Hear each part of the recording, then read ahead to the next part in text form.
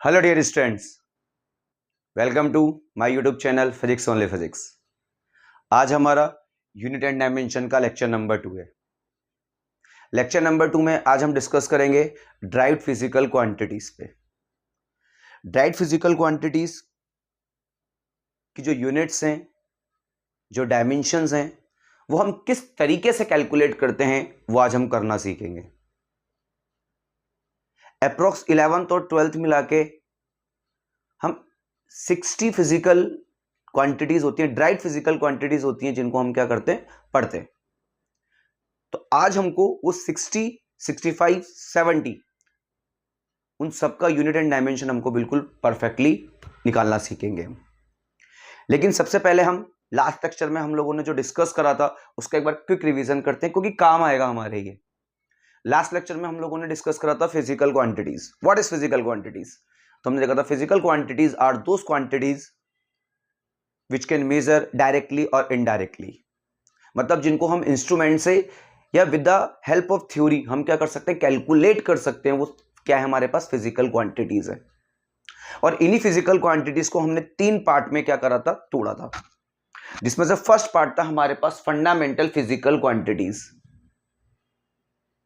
अगर मैं बात करता हूं फंडामेंटल फिजिकल क्वांटिटीज का, तो आप देखेंगे कि fundamental physical quantities are those quantities which does not depend on each other, मतलब इस कोई भी एक दूसरे पर डिपेंड नहीं करता है, सब एक दूसरे से क्या होते हैं, कंप्लीटली इंडिपेंडेंट होते हैं। और हमने देखा था कि किसी भी फंडामेंटल फिजिकल क्वांटिटी को अगर आपको रिप्रेजेंट करना है तो उनकी यूनिट्स में रिप्रेजेंट करना पड़ेगा। किस में रिप्रेजेंट करना पड़ेगा? यूनिट्स में। कि लेंथ का यूनिट क्या होता है, मीटर। मास का यूनिट केजी। टाइम का यूनिट सेकंड। इलेक्ट्रिक करंट का एम्पियर। टेम्परेचर का केल्विन। अमाउंट ऑफ सब्सटेंस का मोल। ल्यूमिनस इंटेंसिटी का कैंडेला। जिस तरीके से अपना जो नेम होता है उसके पीछे सरनेम लगा हुआ होता है, वो हमारे स्टैंडर्ड को डिफाइन करता है। इसी तरीके से हमेशा याद रखना है यूनिट्स का मतलब होता है स्टैंडर्ड वैल्यू। आप लेंथ यूज मत करो, आप डायरेक्ट मीटर यूज करो, सामने वाला अपने आप समझ जाएगा।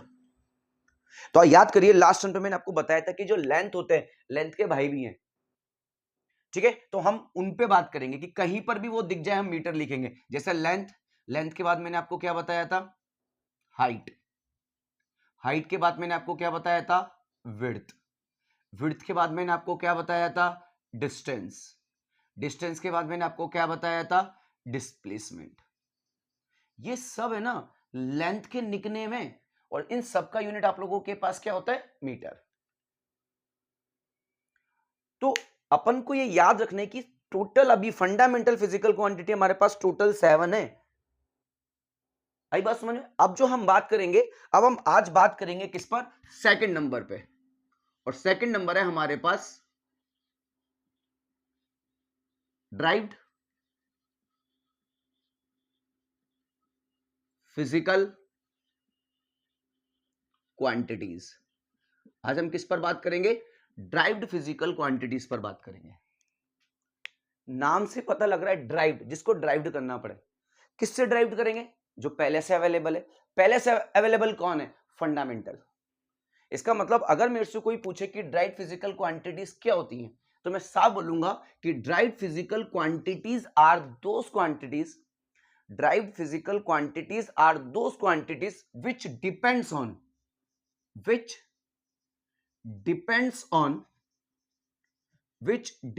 on fundamental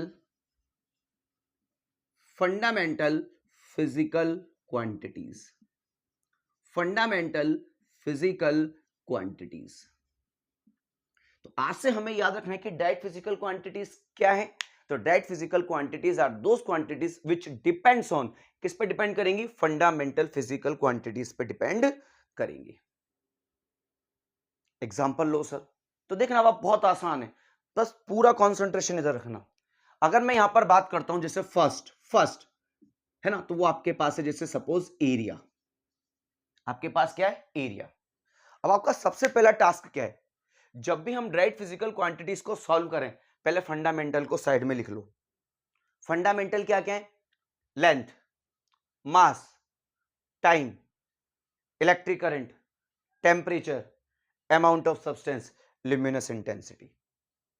अब आप खुद देखो, एरिया क्या एरिया यहां पर अवेलेबल है? आपने बोला सर अवेलेबल नहीं है। जब अवेलेबल नहीं है तो इसका मतलब आपको यह बात समझ में आ गई कि एरिया फंडामेंटल फिजिकल क्वांटिटी नहीं है। तो अब अगर फंडामेंटल नहीं है तो फिर कौन होगा? तो सिंपल सी बात है, क्या होगा? ड्राइव्ड फिजिकल क्वांटिटी होगा। अगर मैं बात करता हूं ड्राइव्ड फिजिकल क्वांटिटी का, तो सिंपल सी बात है, अगर ये ड्राइव्ड फिजिकल क्वांटिटी है तो डेफिनेटली इसका कोई ना कोई फॉर्मूला होगा। और आप सबको पता है एरिया का एक बेसिक सा फॉर्मूला मैं लिख देता हूं यहां पर,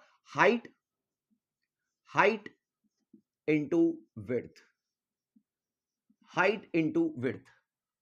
अब आप देखो, हाइट क्या यहां पर अवेलेबल है? विड्थ क्या यहां पर अवेलेबल है?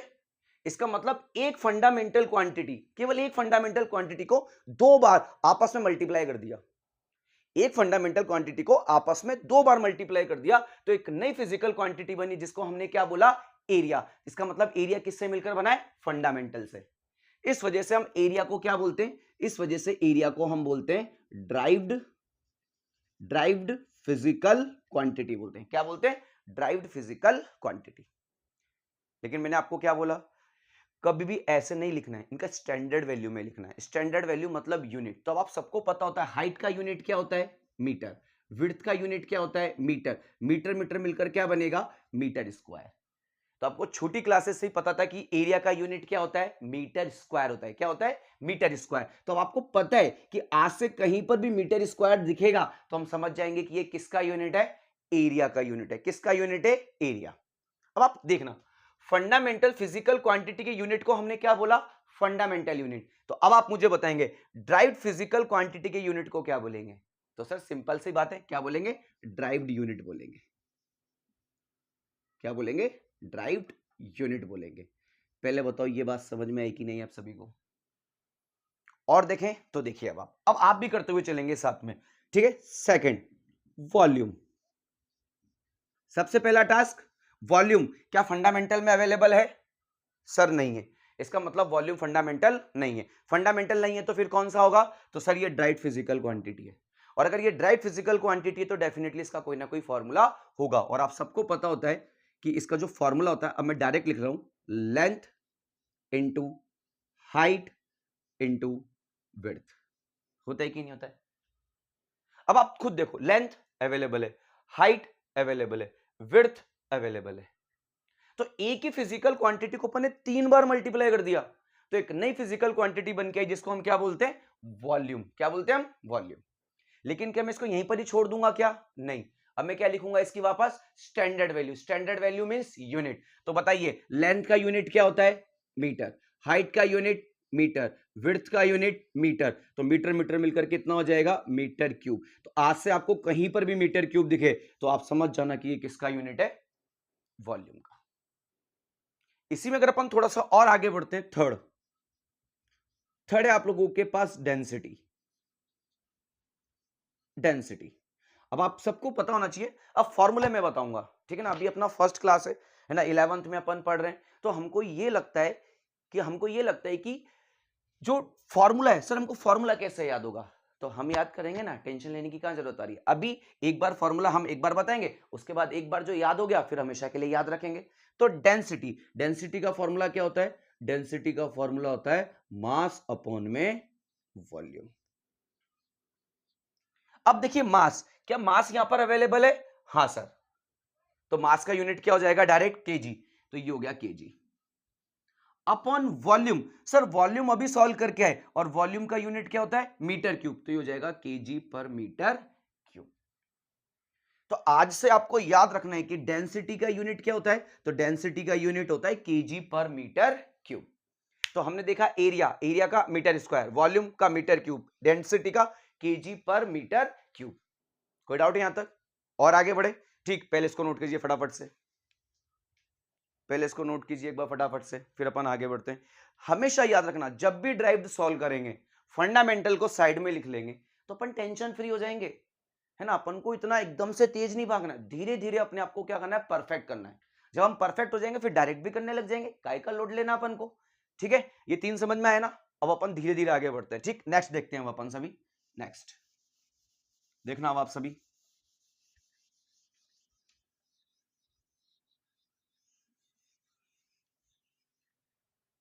नेक्स्ट देखिए अब आप सभी फोर्थ नंबर पर हम डिस्कस करते हैं स्पीड। सबसे पहले देखो क्या स्पीड यहां पर अवेलेबल है? नहीं। इसका मतलब स्पीड फंडामेंटल नहीं है, तो फिर क्या है? ड्राइव्ड तो डेफिनेटली इसका कोई ना कोई फॉर्मूला है, और वो फॉर्मूला क्या होता है? आप सबको याद होना चाहिए कि स्पीड का फॉर्मूला होता है डिस्टेंस अपॉन में टाइम। अब देखो क्या डिस्टेंस यहां पर अवेलेबल है? हाँ सर। फंडामेंटल आ गया। क्या टाइम यहां पर अवेलेबल है? Yes sir. तो यहां पे अब आप खुद देखिए, डिस्टेंस का यूनिट क्या लिखेंगे? मीटर। टाइम का यूनिट क्या लिखेंगे? सेकंड। तो आज से कहीं पर भी मीटर पर सेकंड दिख जाएगा तो क्या बोलेंगे अपन? स्पीड। इसी तरीके से थोड़ा सा और आगे बढ़ते हैं। तो अगर मैं बात करता हूं वेलोसिटी, तो क्या वेलोसिटी यहां पर अवेलेबल है? नहीं है। इसका मतलब वेलोसिटी क्या है? Derived physical quantity. अगर ये ड्राइव्ड है तो डेफिनेटली इसका कोई ना कोई फॉर्मूला होगा। और याद रखना कि वेलोसिटी का फॉर्मूला क्या होता है? वेलोसिटी का आपके पास फॉर्मूला होता है डिस्प्लेसमेंट अपॉन टाइम। अभी मैं बता रहा हूं, लेकिन एक बार आप याद कर लेना, उसके बाद दोबारा अपन डिस्कस नहीं करेंगे इस चीज पर, है ना। Displacement upon time. क्या डिस्प्लेसमेंट यहां पर अवेलेबल है? Yes sir. क्या टाइम यहां पर अवेलेबल है? Yes sir. तो अब अपन डिस्प्लेसमेंट का यूनिट क्या रखेंगे? मीटर। टाइम का यूनिट क्या रखेंगे? सेकंड। तो वेलोसिटी का यूनिट भी क्या होता है? मीटर पर सेकंड होता है। आपको ये बात याद रखनी कि जैसे ही यहां पर फंडामेंटल आ जाए, जैसे ही यहां पर फंडामेंटल फिजिकल क्वांटिटी आ गई, आपको इसको और आगे सॉल्व करने की जरूरत नहीं है, क्योंकि अब इसको अपन और आगे सॉल्व नहीं कर सकते। इनके कोई फॉर्मूला नहीं है, फंडामेंटल है। हरी बात समझ में? तो इस तरीके से अपन बात करते हैं। नेक्स्ट 6th नंबर पे देखना अब आप सभी, एसेलरेशन। और आप सबको पता होता है कि एसेलरेशन का फॉर्मूला क्या होता है? एसेलरेशन का फॉर्मूला होता है वेलोसिटी अपॉन में टाइम। ठीक है। अब आप खुद देखिए, क्या वेलोसिटी यहां पर अवेलेबल है? क्या नहीं है।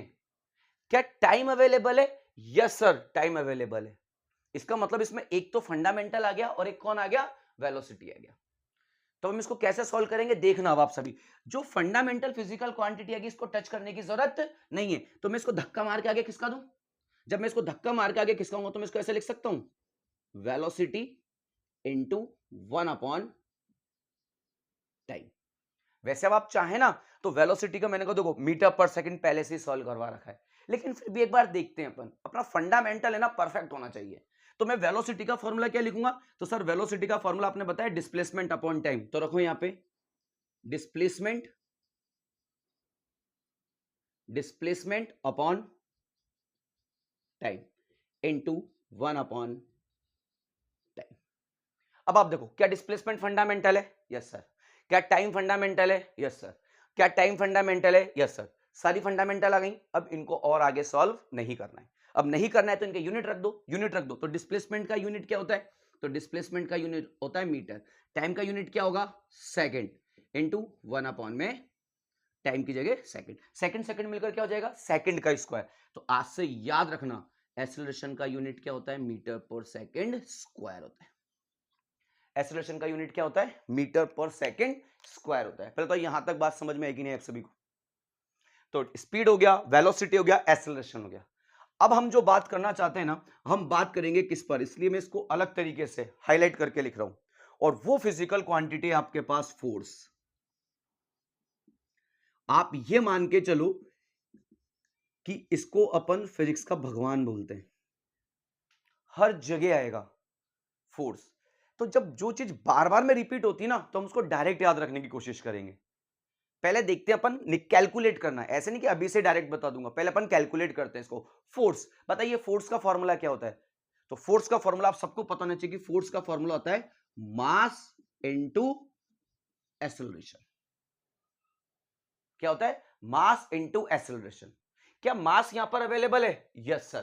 तो मास का यूनिट तो डायरेक्ट ही लिख देंगे सर, क्या लिखेंगे? KG into acceleration. क्या एक्सेलरेशन अभी सॉल्व करके आए हम? क्या यूनिट होता है? मीटर पर सेकंड स्क्वायर। क्या दोबारा सॉल्व करने की जरूरत है? नहीं सर, डायरेक्ट लिखें, क्या होता है? मीटर पर सेकंड स्क्वायर। तो यहां पर एक्सेलरेशन का यूनिट क्या हो जाएगा? मीटर पर सेकंड स्क्वायर। तो आज से आपको याद रखना है कि जो फोर्स का यूनिट होता है ना, फोर्स का यूनिट क्या होता है? केजी मीटर पर सेकंड स्क्वायर। क्या होता है फोर्स का यूनिट? फोर्स का यूनिट क्या होता है? केजी मीटर पर सेकंड स्क्वायर। क्या होता है फोर्स का यूनिट? केजी मीटर पर सेकंड स्क्वायर। आई नहीं बात समझ में आप सभी को? क्लियर है ना ये बात? क्या होता है? केजी मीटर पर सेकंड स्क्वायर।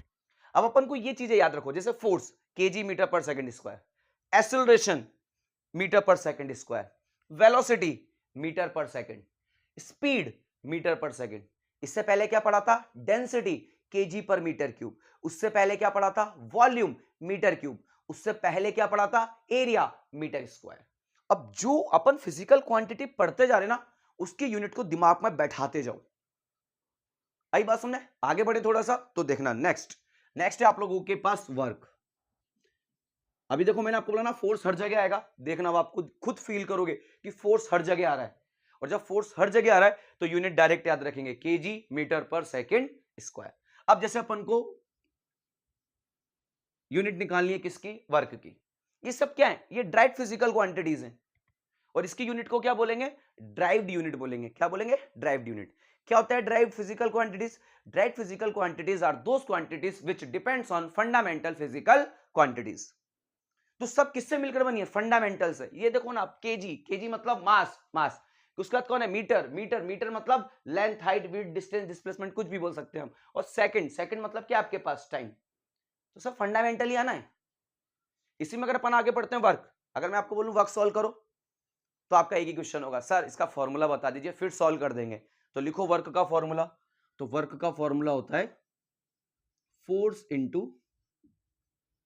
डिस्प्लेसमेंट। क्या होता है?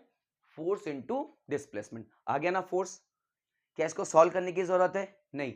फोर्स का यूनिट आपसे डायरेक्ट याद रखेंगे। और क्या होता है फोर्स का यूनिट? फोर्स का यूनिट होता है केजी मीटर पर सेकेंड स्क्वायर। और डिस्प्लेसमेंट का यूनिट क्या होता है? मीटर मिलकर कितना हो जाएगा? Metre square. तो ये क्या बनेगा? केजी मीटर स्क्वायर पर सेकेंड स्क्वायर। तो ये किसका यूनिट निकाला अपन ने? वर्क का यूनिट निकाला। किसका यूनिट निकाला? वर्क का। तो इस तरीके से हम क्या करते हैं? ड्राइव्ड फिजिकल क्वांटिटीज पे क्या करते हैं? डिस्कस करते हैं। आई बात समझ में आप सभी को? इसी में थोड़ा सा और आगे बढ़ते हैं तो देखना अब आप सभी, ठीक है? देखना अब आप सभी, ये नोट कर लिया ना सबने?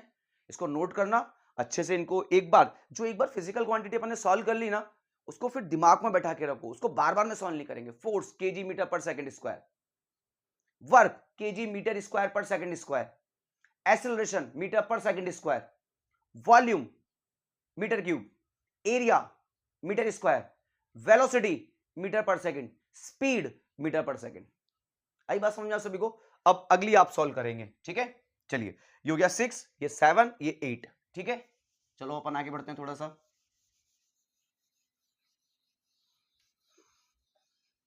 फॉर्मूले मैं बताऊंगा अभी आपको, लेकिन यूनिट आपको अब खुद निकालनी है पहले, उसके बाद आगे बढ़ना है आपको। देखना अब आप सभी। नेक्स्ट, ठीक है? अब अपन कैलकुलेट करते हैं, कितनी हो गई थी टोटल? 8। अब अपन बात करते हैं 9th पे, ठीक है? और वो है आपके पास मोमेंटम, ठीक है? अब आप सर मोमेंटम, आप फॉर्मूला बता दीजिए, सॉल्व हम कर देंगे। तो मैंने कहा मोमेंटम का फॉर्मूला लिखिए। तो मोमेंटम का फॉर्मूला आप लोगों के पास होता है मास इनटू वेलोसिटी। क्या होता है? Mass into velocity. क्या मास का यूनिट पता है आपको? Yes sir. क्या होता है बताइए? केजी।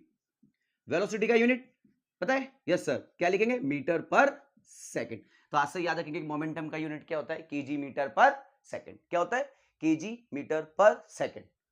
आई बात सुनने? आगे बढ़े, आगे करके बताइए मुझे। इंपल्स। अब आप मुझे बताइए इंपल्स का फॉर्मूला क्या होता है? पता है? मैं बताता हूं। इंपल्स का फॉर्मूला होता है आपके पास फोर्स इनटू टाइम। आ गया ना वापस? फोर्स का यूनिट पता है क्या होता है? बताएंगे जरा एक बार, बोलिए। केजी मीटर पर सेकंड स्क्वायर। और टाइम का यूनिट क्या हो जाएगा? सेकंड। ये वाले सेकंड से ये वाला सेकंड क्या हो जाएगा? कैंसिल। तब भी एक सेकंड बचा ना, ठीक है ना? स्क्वायर से एक जाएगा तो एक बचेगा। तो आपके पास यहां पे आंसर कितना आ जाएगा? केजी मीटर पर सेकंड, ठीक है? नेक्स्ट बताइए अब आप सभी मुझे, ठीक है ना? अगर अपन थोड़ा सा और आगे बढ़ते हैं तो आप मुझे बताइए एनर्जी। एनर्जी। तो एनर्जी को जब अपन डिफाइन करते हैं ना, तो याद करिए अपने छोटी क्लासेस में डिस्कस करा, एनर्जी को क्या बोलते हैं? Ability to do work. क्या बोलते हैं एनर्जी को? Ability to do work. मतलब आप कितना वर्क कर सकते हैं वो आपकी एनर्जी को डिफाइन करता है। इसका मतलब सिंपल सी बात है, एनर्जी जो है वो किसको डिफाइन करती है? एनर्जी किससे डिफाइन होती है? वर्क से डिफाइन होती है। किससे डिफाइन होती है? वर्क से। इसका मतलब जो यूनिट वर्क का होगा वही यूनिट किसका होगा? एनर्जी का। तो अब आप याद करिए वर्क का यूनिट अभी अपन थोड़ी देर पहले कैलकुलेट करके आए थे, क्या होता है? तो याद करिए केजी मीटर स्क्वायर पर सेकेंड स्क्वायर। आई नहीं आई बात समझ में? सब प्रूफ करके बताओ तो मैं निकाल लो।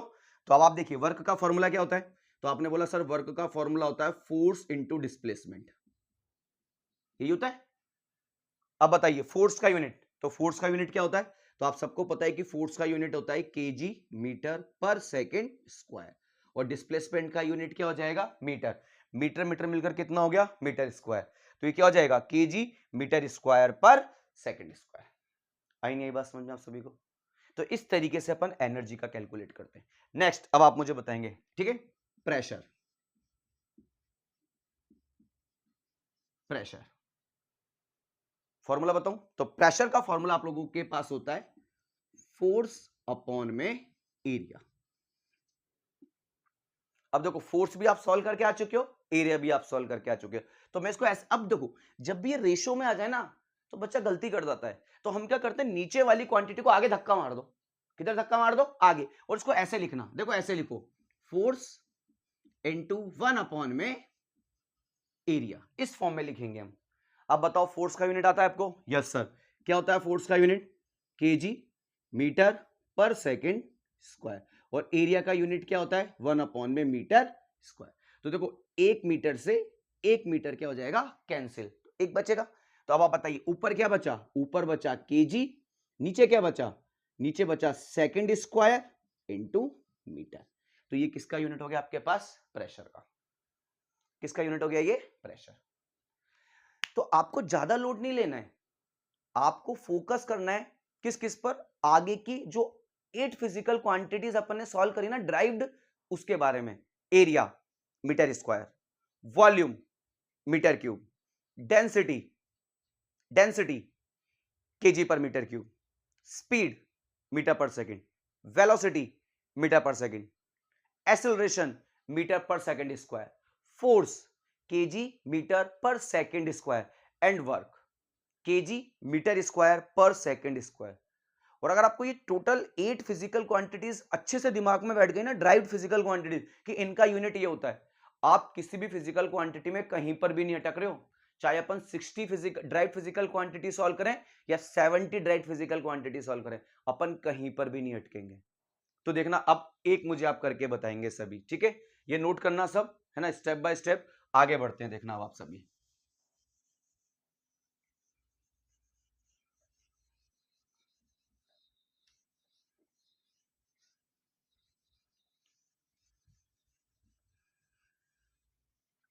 ठीक है? और ये हल्के में मत लेना आप, ये फिजिकल क्वांटिटीज तो कौन पूछता होगा, कैसे पूछता होगा। तो अभी देखना मैं आपको जो बता रहा हूं ना नेक्स्ट, वो है आपके पास स्ट्रेस। स्ट्रेस, और आपको पता है ये जो स्ट्रेस है ना, ये आप लोगों की नीट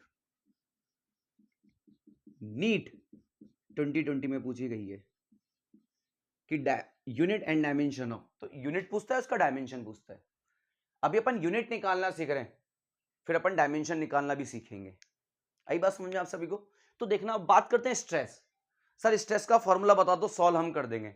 तो स्ट्रेस का फॉर्मूला क्या होता है? स्ट्रेस का फॉर्मूला होता है फोर्स पर यूनिट एरिया। क्या फॉर्मूला होता है? Force per unit area. Sir ये तो प्रेशर का भी होता है, और क्या, सेम ही होता है। आई बस में, लेकिन हाँ कॉन्सेप्ट अलग अलग है, फॉर्मूला एक जैसा है, फोर्स अपॉन में एरिया। प्रेशर डिफाइन होता है, ठीक है ना, एयर के लिए, लिक्विड्स के लिए, फ्लूइड के लिए। जबकि स्ट्रेस की अगर अपन बात करते हैं तो स्ट्रेस क्या होता है? किसी भी सॉलिड बॉडी के अंदर आप कितना स्ट्रेस जनरेट कर सकते हो उसको लेकर डिफाइन होता है, कि किसी भी यूनिट एरिया पर आप कितना फोर्स अप्लाई कर रहे हैं। आई बस, फॉर्मूला एक जैसा है। तो मैं वापस नीचे वाली क्वांटिटी को किधर धक्का मारूं? आगे। जैसे धक्का मारूंगा तो इसको ऐसे लिख सकता हूं, फोर्स इंटू 1 अपॉन में एरिया। देख सकता हूं? तो ऐसी कंडीशन पे फोर्स का यूनिट क्या होता है? फोर्स का यूनिट होता है केजी मीटर अपॉन में सेकंड स्क्वायर।